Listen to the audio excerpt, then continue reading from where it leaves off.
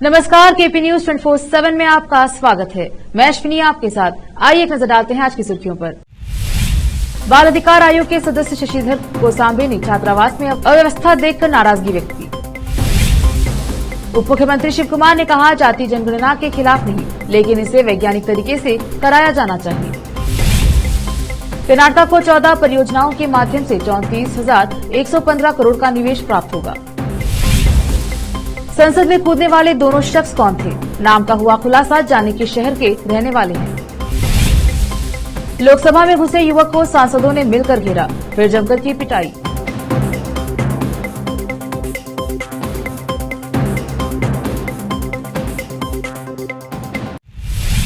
अब समाचार विस्तार से। समाज कल्याण विभाग के प्री मैट्रिक बालक छात्रावास का दौरा करने पहुंचे बाल अधिकार आयोग के सदस्य शशिधर गोसांबे ने छात्रावास में अव्यवस्था देखी और वार्डन को आड़े हाथों लिया। कोने में बिछाए गए थे बिस्तर। बच्चों को बिस्तर और खाट नहीं मिलने से नाराज बाल आयोग के सदस्य ने कहा कि तुमने बच्चों को फर्श पर क्यों सुलाया। छात्रावास में 40 बच्चे नामांकित थे, मात्र 12 बच्चे उपस्थित हैं। उन्हें आश्चर्य हुआ कि बाकी सभी बच्चे कहां चले गए। हालांकि वाटर फिल्टर है, लेकिन इसका उपयोग बच्चे नहीं कर रहे हैं और फ्रिज, जनरेटर समेत दर्जनों चीजें उपयोग में नहीं ली जा रही हैं और धूल खा रही हैं। शशिधर गोसांबे ने कहा कि वे इन सब की शिकायत समाज कल्याण विभाग से करेंगे। कैमरामैन संतोष का कवरेज। ಬೀದರ್ ಜಿಲ್ಲೆಯ ಹುಮ್ನಾಬಾದ್ ತಾಲೂಕಿನ ಹರಿಕೇಡ್ ಗ್ರಾಮದ ಬಳಿ ಇರುವ ಸಮಾಜ ಕಲ್ಯಾಣ ಇಲಾಖೆ ಅಡಿಯಲ್ಲಿ ನಡೆಯುತ್ತಿರುವಂತಹ ಮೆಟ್ರಿಕ್ ಪೂರ್ವಕ ಬಾಲಕರ ವಸತಿ ನಿಲಯಕ್ಕೆ ಇಂದು ನಾನು ಭೇಟಿ ಕೊಟ್ಟಂಥ ಸಂದರ್ಭದಲ್ಲಿ ಇಲ್ಲಿ ದಾಖಲಾತಿ ಪ್ರಕಾರ 40 ಮಕ್ಕಳು, ಆದರೆ ಹಾಜರಾತಿದ್ದು ಬರೀ 12 ಮಕ್ಕಳು. ಗೈರಾದಂಥ ಮಕ್ಕಳ ಮಾಹಿತಿ ಕೇಳಿದ್ರೆ ವಾರ್ಡನ್ಗೆ ಗೊತ್ತಿಲ್ಲ. ಅದೇ ರೀತಿಯಾಗಿ ಇಲ್ಲಿ ಸಾಕಷ್ಟು ಕಾಟ್ ಬೆಡ್ಗಳು ಸ್ಟಾಕ್ ರೂಮಲ್ಲಿ ಇಟ್ಟಿದ್ದಾರೆ, ಆದರೆ ಮಕ್ಕಳ ಮೇಲೆ ನೆಲದ ಮೇಲೆ ಮರ್ತಾ ಇದ್ದಾರೆ.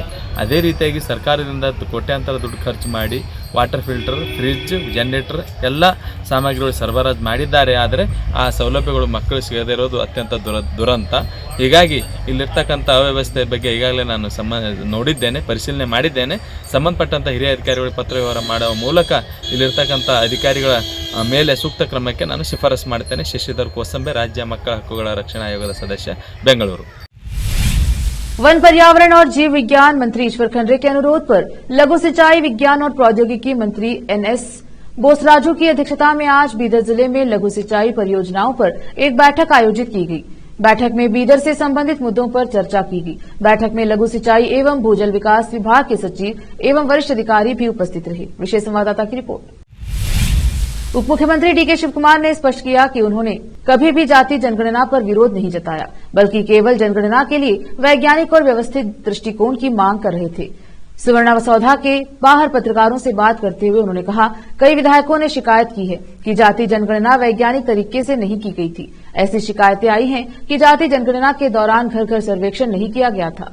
जनगणना में सभी समुदायों को उनकी आबादी का सही प्रतिनिधित्व मिले ताकि उन्हें आनुपातिक लाभ मिले। हम सिर्फ यह पूछ रहे हैं कि क्या सर्वे वैज्ञानिक तरीके से किया गया है। मैं सामाजिक और आर्थिक सर्वेक्षणों में विश्वास करता हूं और सभी समुदायों के लिए सामाजिक न्याय के कांग्रेस पार्टी के साथ खड़ा हूं। मैं भी एक पिछड़े वर्ग का नेता हूं, लेकिन पार्टी के अध्यक्ष के रूप में यह मेरा कर्तव्य है कि मैं सभी समुदायों को एक ही नजरिए से देखूं।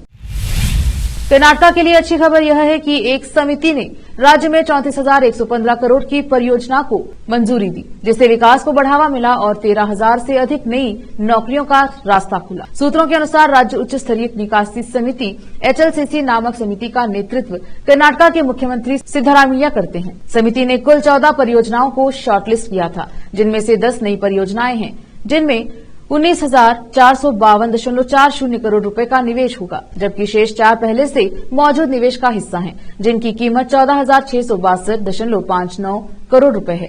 बड़े और मध्यम उद्योग और बुनियादी ढांचा विकास मंत्री MB पाटिल ने बताया, आईफोन निर्माता फॉक्सकॉन भी इस निवेश का हिस्सा है, जो बेंगलुरु के बाहरी इलाके के पास एक विनिर्माण सुविधा स्थापित करने के लिए तैयार है, जहां उसने पहले ही 300 एकड़ जमीन का अधिग्रहण कर लिया है। अनुमान है कि ताइवानी कंपनी इसके लिए लगभग 13,911 करोड़ अतिरिक्त निवेश करेगी। रुकते हैं छोटे से ब्रेक के लिए, जल्द लौटेंगे ब्रेक के बाद।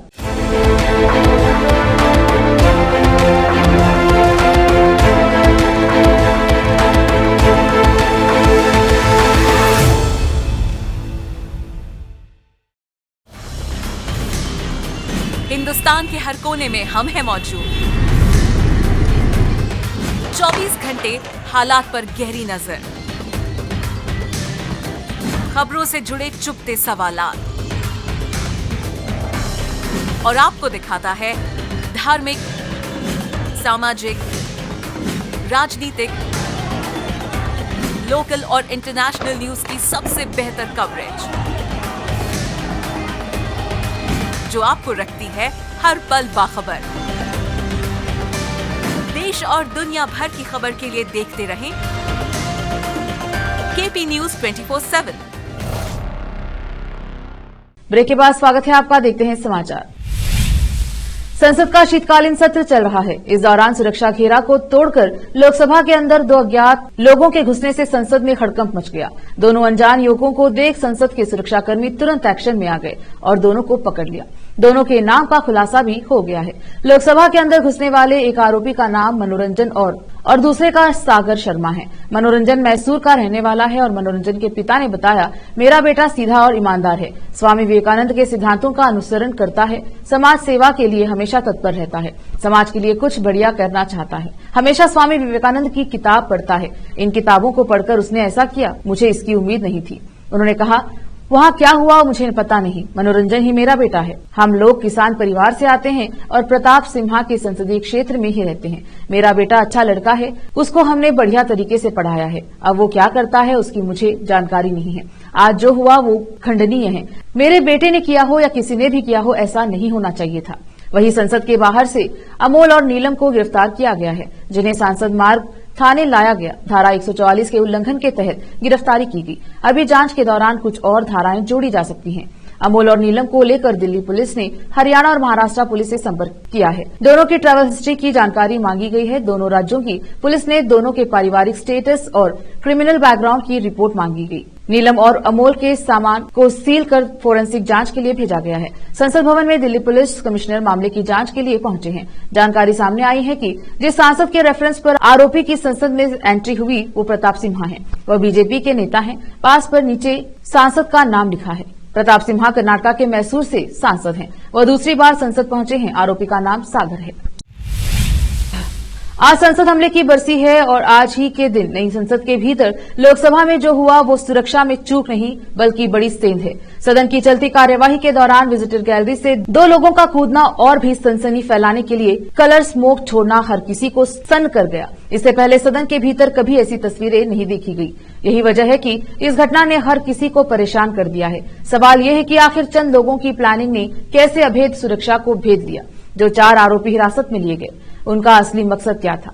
फिलहाल पूरे मामले की जांच जारी है। सुरक्षा एजेंसियां इस मामले में पूरी तरह से जुटी हुई हैं। सदन की चलती कार्यवाही के बीच जैसे ही 2 युवक विजिटर गैलरी से कूदे, सभी सांसद हक्के बक्के रह गए। उनमें से एक शख्स सांसदों के बीच टेबल पर चढ़कर इधर उधर भागने लगा। उसी समय कुछ सांसदों ने हिम्मत दिखाई और तकरीबन 10 सांसदों ने मिलकर उस शख्स को घेर लिया। उसे भागने की जगह नहीं मिली और वो पकड़ा गया। सांसदों ने दोनों युवकों को दबोचा और फिर खूब पिटाई की। उसके बाद जब सुरक्षा कर्मियों ने उसे पकड़ा तो उन्होंने भी उसे जमकर धोया। लोकसभा की कार्यवाही के वीडियो में देखा जा सकता है कि दोनों आरोपी एक बेंच से दूसरे बेंच पर कूद रहे थे। भागते हुए एक शख्स ने जूते से स्प्रे निकाला। स्प्रे से पीला धुआं निकलने लगा। दोनों युवकों के हाथ में टीयर गैस कनस्तर था। लोकसभा में सांसदों के बीच पहुंचे शख्स ने कलर स्मोक स्प्रे भी किया, जिससे सदन के अंदर धुआं हो गया। जहां धुआं हो रहा था वहां राहुल गांधी भी थे। स्प्रे होने से सारे सांसद हैरान रह गए। राहत की बात यह थी कि स्प्रे से निकलने वाला धुआं खतरनाक नहीं था, वरना सांसदों को नुकसान पहुंच सकता था। लोकसभा स्पीकर ओम बिरला ने लोकसभा की सुरक्षा में चूक के मुद्दे पर कहा कि दिल्ली की एंटी टेरर यूनिट मामले की जांच कर रही है। घटना में शामिल 2 लोगों को पकड़ लिया गया है। उनके पास जो भी सामग्री थी उसे जब्त कर लिया गया। पूरी जांच के बाद ही तस्वीर साफ होगी। उन्होंने कहा कि दोनों शख्स ने जो पीले रंग का धुआं फैलाया उसमें कोई खतरनाक चीज नहीं थी। स्पीकर ने कहा कि प्रारंभिक जांच के बाद यह बात सामने आई है। सुरक्षा में चूक की घटना के बाद दोबारा सदन की कार्यवाही शुरू होने के बाद ओम बिरला ने यह बात कही। बता दें कि दोपहर सदन की कार्यवाही के दौरान अचानक दर्शक दीर्घ से 2 शख्स सदन में कूद गए। इन दोनों के सदन में कूदते ही अफरा तफरी मच गई। इसी दौरान दोनों शख्स पीले रंग की गैस स्प्रे करने लगे। संसद में मौजूद सुरक्षा कर्मियों ने इन दोनों को पकड़ लिया। दोनों शख्स को सांसद मार्ग थाने में ले जाया गया, जहां दोनों से पूछताछ की जा रही है। आज शीतकालीन सत्र चल रहा था। इसी दौरान 2 युवक नारे लगाते हुए कूद पड़े, साथ ही हाथों में कलर स्मोक लेकर चारों ओर स्प्रे करने लगे। सुरक्षा गार्डों ने कड़ी मशक्कत के बाद एक युवक को पकड़ा, जबकि दूसरे युवक को कांग्रेस के एक सांसद ने पकड़ा। कांग्रेस सांसद ने कहा कि दोनों में से एक स्पीकर की ओर बढ़ रहा था, जबकि दूसरा दर्शक दीर्घ के पास कलर स्मोक स्प्रे कर रहा था।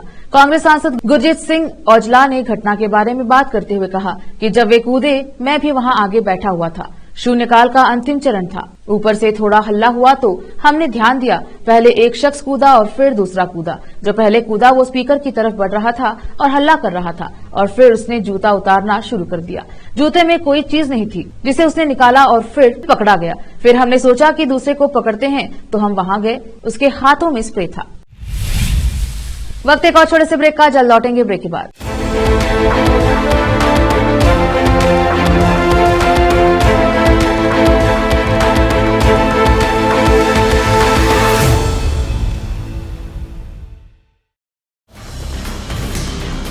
हिंदुस्तान के हर कोने में हम हैं मौजूद। 24 घंटे हालात पर गहरी नजर, खबरों से जुड़े चुभते सवालात, और आपको दिखाता है धार्मिक, सामाजिक, राजनीतिक, लोकल और इंटरनेशनल न्यूज की सबसे बेहतर कवरेज, जो आपको रखती है हर पल बाखबर। देश और दुनिया भर की खबर के लिए देखते रहें केपी न्यूज 24/7। ब्रेक के बाद स्वागत है आपका। देखते हैं समाचार। राजस्थान की मनोनीत उप मुख्यमंत्री दिया कुमारी ने पूर्व मुख्यमंत्री वसुंधरा राजे की नाराजगी की खबरों का खंडन किया। वसुंधरा राजे की नाराजगी के सवाल पर दिया कुमारी ने कहा कि ऐसी कोई बात नहीं है। विधायक दल की मीटिंग में भी वह शामिल थी। सीएम के नाम के ऐलान होने के दौरान भी वह वहां मौजूद थी। उन्होंने सीएम और डिप्टी सीएम को अपना आशीर्वाद दिया। दिया कुमारी ने वसुंधरा से टकराव के सवाल पर जवाब देते हुए कहा कि वह इन बातों पर कमेंट नहीं करती। डिप्टी सीएम बनने पर दिया कुमारी ने पीएम मोदी, अमित शाह और पार्टी अध्यक्ष जेपी नड्डा का शुक्रिया अदा किया। पीएम मोदी की तारीफ करके उन्होंने कहा कि प्रधानमंत्री महिलाओं की चिंता करते हैं, इसीलिए सभी योजनाएं भी महिलाओं को देखते हुए बनाई गई हैं। आज विश्वास करके मुझे यह जिम्मेदारी सौंपी गई है, इसलिए मैं बेहद खुश हूँ। हम एक साथ मिलकर काम करेंगे। महिला सुरक्षा, कानून व्यवस्था और विकास हमारी प्राथमिकता रहेंगी। बता दें कि राजस्थान की उप मुख्यमंत्री घोषित की गई जयपुर के पूर्व राज परिवार की सदस्य दिया कुमारी 2 बार विधायक और 1 बार सांसद रह चुकी हैं। दिया कुमारी को मंगलवार को राजस्थान की नई उप मुख्यमंत्री घोषित किया गया। उनके साथ ही प्रेमचंद बैरवा भी राजस्थान के उप मुख्यमंत्री होंगे, जबकि भजनलाल शर्मा राज्य के नए मुख्यमंत्री होंगे। दिया कुमारी राजसमंद से भाजपा की सांसद थी और उन्हें विधानसभा चुनाव में जयपुर की विद्याधर नगर सीट से मैदान में उतारा गया। मध्य प्रदेश के नए मुख्यमंत्री मोहन यादव ने बुधवार को अपने पद और गोपनीयता की शपथ ली। वे मध्य प्रदेश के 19वें मुख्यमंत्री हैं। शपथ ग्रहण समारोह भोपाल के मोतीलाल नेहरू स्टेडियम में हुआ। जगदीश देवड़ा और राजेंद्र शुक्ला ने डिप्टी उप मुख्यमंत्री के तौर पर शपथ ली। राज्यपाल मंगूभाई पटेल ने भी सभी को शपथ दिलाई। फिलहाल कोई और विधायक ने मंत्री पद की शपथ नहीं ली। इस दौरान प्रधानमंत्री नरेंद्र मोदी, केंद्रीय गृह मंत्री अमित शाह, बीजेपी के राष्ट्रीय अध्यक्ष जेपी नड्डा और केंद्रीय मंत्री नितिन गडकरी समेत अन्य नेता समारोह में शामिल हुए। शपथ ग्रहण समारोह के आयोजन को भव्य बनाया गया था। ये कार्यक्रम 10 मिनट चला। बीजेपी के विभिन्न राज्यों के मुख्यमंत्रियों में उत्तर प्रदेश के योगी आदित्यनाथ, उत्तराखंड के पुष्कर सिंह धामी के अलावा महाराष्ट्र के मुख्यमंत्री एकनाथ शिंदे शपथ ग्रहण में शामिल हुए। बीजेपी की मध्य प्रदेश इकाई के प्रमुख विष्णु दत्ता शर्मा और निवर्तमान मुख्यमंत्री शिवराज सिंह चौहान ने समारोह की तैयारियों की समीक्षा की। रूस और यूक्रेन में जंग के 22 महीने हो चुके हैं, मगर अभी तक इसका कोई नतीजा नहीं निकल सका है। इधर युद्ध लड़ते लड़ते अब यूक्रेन के हथियार खत्म हो चुके हैं। ऐसे में यूक्रेनी सैनिकों का हौसला टूटने लगा है। नाजुक परिस्थितियों के बावजूद अब यूरोपीय देशों ने यूक्रेन को हथियार देना या तो बहुत कम कर दिया है या फिर बंद कर दिया है। ऐसे में यूक्रेनी राष्ट्रपति जेलेंस्की की चिंताएं बढ़ गई हैं।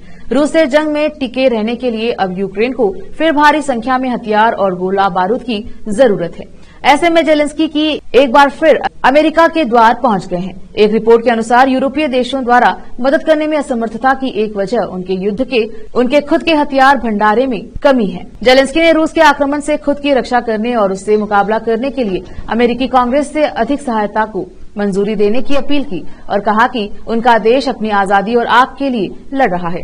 कैपिटल हिल संसद भवन में घंटों बातचीत के बाद जेलेंस्की ने अमेरिकी राष्ट्रपति जो बाइडेन और उनके सहयोगियों के साथ व्हाइट हाउस में मुलाकात की। रूसी राष्ट्रपति व्लादिमीर पुतिन द्वारा यूक्रेन के खिलाफ जंग शुरू करने के बाद अमेरिका यूक्रेन को अब तक 111 अरब अमेरिकी डॉलर प्रदान कर चुका है।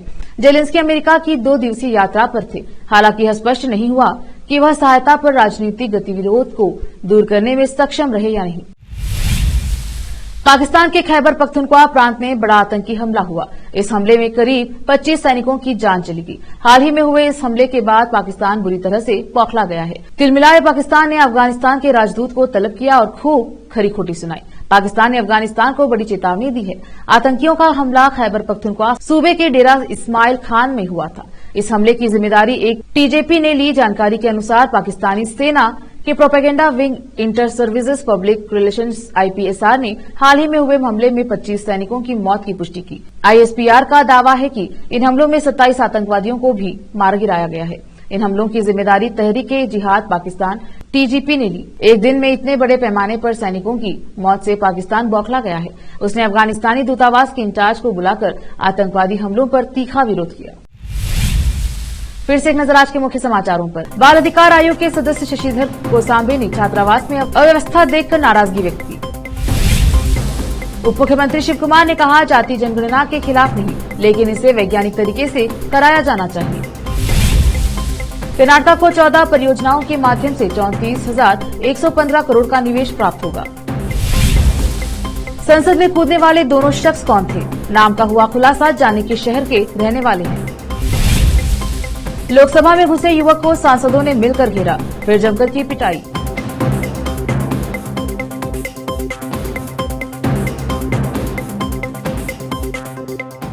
केपी न्यूज के बुलेटिन में आज इतना ही। देखते रहिए केपी न्यूज 24/7। धन्यवाद।